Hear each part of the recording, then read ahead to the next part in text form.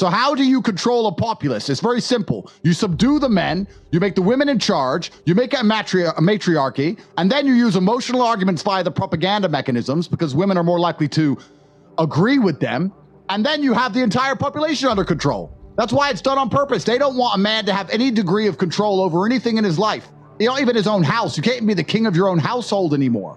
And it's making women miserable. It's making men miserable. It makes the entire populace miserable. And there's another thing I want people to understand. Misery is also a very key component to their slave agenda. Because when you're truly miserable, you are selfish. You don't care about anything that happens outside of yourself.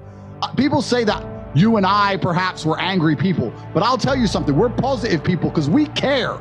We care about what happens to our country. We care about what happens to our cities. We care about what happens to the future for our children. When you're truly miserable and truly sad, you're self-obsessed. You don't care about anything but yourself. They want us all miserable on antidepressants, eating the bugs, watching the TV shows. Because then when something happens down the street that's not supposed to happen, we don't care. Oh yeah, well, the store down the street got robbed and my town's on fire, but I'm sad anyway. They want us all selfish, because when we're selfish, you can't band together to resist anything. Well, that's absolutely what's going on. They totally shirk responsibility. You can read the MI6 and CIA battle plans from the 60s and 70s, where they said, we're going to destroy the family, we're going to make people selfish. And there are so many psychological studies that leftists are between 5 and 10 times, depending on the study, more selfish. They don't give to charity. They steal more. They lie more. I mean, they're really just incredible losers. And I just wonder sometimes if we can rehabilitate them, or whether they're just a lost cause. It's a good question. And they are the end result of a very sophisticated propaganda machine, which has been built with the sole intention of creating miserable drones which will believe anything they are told. These people can be told the sky is green and they'll believe it. And all of the propaganda which is being pumped their way is negative.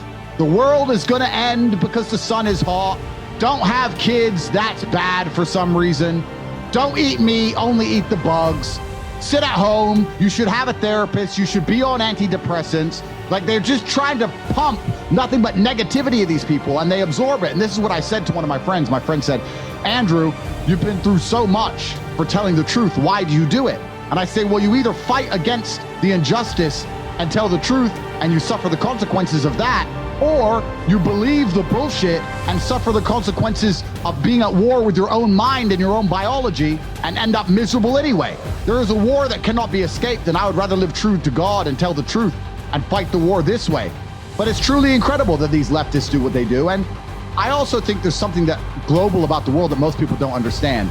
The people who are in charge of the planet, who are in charge of global finance and make all the important decisions, and who are in charge of money, they are called globalists for a reason. They have no particular interest in any one country. All they care about is control and maximizing profits. And I don't think many people understand that. For a long time, we've been exploiting the second and third worlds because someone has to lose for another person to win. There's no light without dark. We've been exploiting the second and third worlds for a long time to be prosperous in the West, and that's now changing for a variety of reasons, which will be a very long conversation. But the globalists have no problem exploiting the first world and simply turning it on its head, destroying the societies of America, destroying the societies of Europe, doing whatever they need to do to make endless and forever profit, and they'll simply move to a penthouse in another part of the world. They have no problem to move to Africa, or they have no problem moving to the Middle East. They have no problem to live in Asia. As long as they get forever profits and billions of dollars, they'll let Europe burn. And all of these leftist policies are designed to create a slave class of people which have no interest in trying to preserve the sanctity of the nations they live within. Andrew, I totally agree here. And I want to drill more into this. When you see Al Gore and King Charles and AOC and Beto saying, hey, the world's going to end in 2030. And then statistically, the young people say, well, I'm not going to get a job or live or have kids because my life's over. That is literally a psychological warfare virus that's been put into their minds. And it's just preposterous. I've looked at the heat records. The hottest heat in the U.S. was back in the 19-teens, the 1930s. The hottest temperature ever at Death Valley was 134. It hit 130 this year. They're lying, and there's headlines, don't go outside, it's too hot. They literally want to turn us into pod people. Oh, absolutely, pod people. And pod people can't have any remnants of warrior spirit inside of them because they're not going to be able to live in their pod. So this is the point. The world's over in 2030. Why go to the gym? Why get strong? Why work hard? Why get rich? Why be funny? Why be charismatic? Why do anything? It doesn't matter. The world's going to end. Sit in your pod. Wait for the food delivery. That's what they want from all of us. They want all of us to have absolutely no ambition and to sit there and be slave-minded. And it's very difficult to resist enslavement if you need the government to eat. I think all governments on the planet are constantly trying to encroach on the freedom of their populace, trying to get closer and closer to some version of communism where you have to absolutely and utterly comply or you literally do not have food to eat. And that's what they want.